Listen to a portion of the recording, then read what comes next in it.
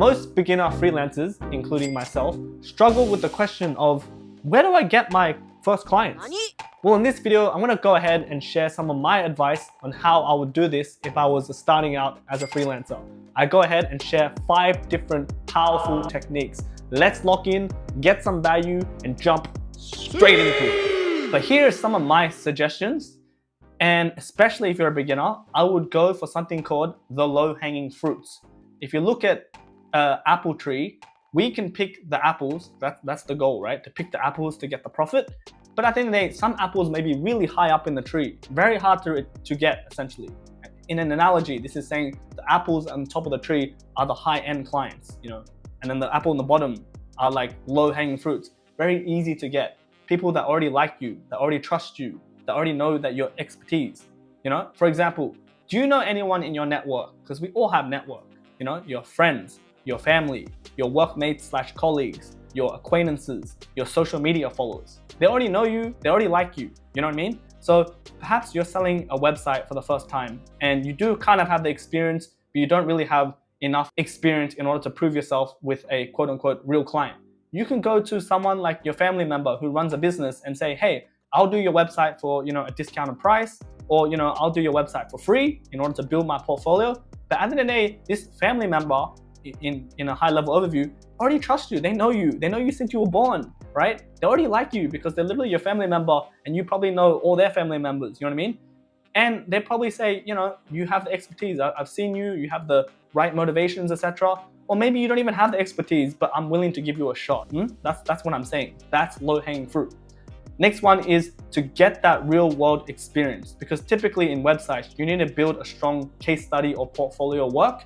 Many ways to do this. For example, you can create your own fictional ones. You can go ahead and reach out and do it for free, like I mentioned, in your network, or you can talk to your network and charge them a fair rate. But that's the most common thing where people can't build up that portfolio. And I would consider working for a company. And I know this whole thing is contradictory because you probably purchased this course saying, yes, I want to quit my company or I want to quit my job so I can focus on this solo freelance business. But I'm just being realistic and I'm just telling you what actually worked for me. For example, I worked for a company in a marketing agency, then I slowly built up everything and my skills, etc.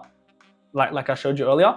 And by working in a company, you can do one of 2 things. You can go ahead and see how they market and you can, copy ideas of how they do it. And secondly, you can focus on specifically, building your credibility in that specific product or service. In this case, making more websites for real clients in the company. And then you can leverage it in your portfolio, assuming you're allowed to do that. So for example, if you work in a marketing company for 2 years, you've created like 10 websites for them for really big clients, depending on if the company's boss is okay with it, you can then transition to freelance and say, hey, I've made these 10 websites, because you did technically, and these 10 websites are big clients, and you can show the logos, of course, with permission.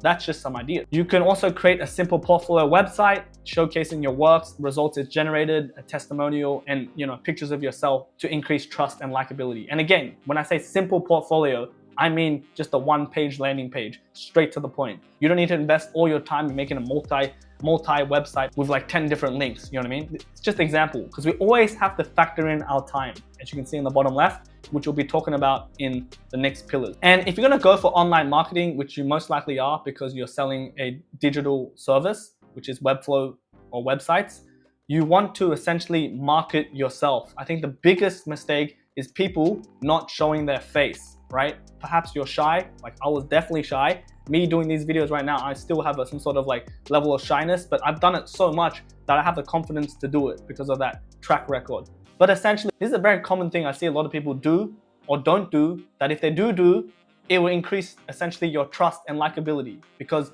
one, if you show your face, it's like, oh, we can relate to a human being. It's not just the logo behind the screen, or you're showing a video of you actually doing the work. It's like, ooh, trust. And likability is like, oh, okay, this is what it's like to work with this guy. Whereas if you don't show yourself and it's just a logo and it's just a wall of text like, yes, I make websites, it's like, who is this guy? The person who showed himself will have a higher chance, yeah? So again, online marketing is like LinkedIn, which you're gonna know the demographic for. LinkedIn is mostly for like, people who have businesses and employees. IG, Instagram, YouTube, Reddit, Webflow forms, and so forth. You can also offer a free or heavily discounted website or other to build up your portfolio and create your own. Because like I said again, getting those initial clients to build those websites to show your portfolio, that's often the biggest challenge for someone starting out. This is what you could do. There you go, guys. I really hope you found value in this video, especially if you're a beginner freelancer. I really hope you can land your first Webflow client or whatever product or service you're trying to sell. Always go for those low-hanging fruits. Why would you not do that, especially when you're starting out? If you enjoyed this video, please give it a like and a comment. And this specific video was actually a part of my business/freelance course.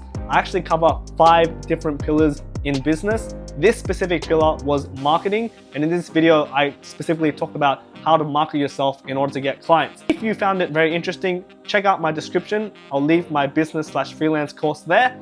Otherwise, I'll continue to upload free videos on my YouTube channel, so feel free to check them out right here, and I'll see you guys in the next one. May peace be with you.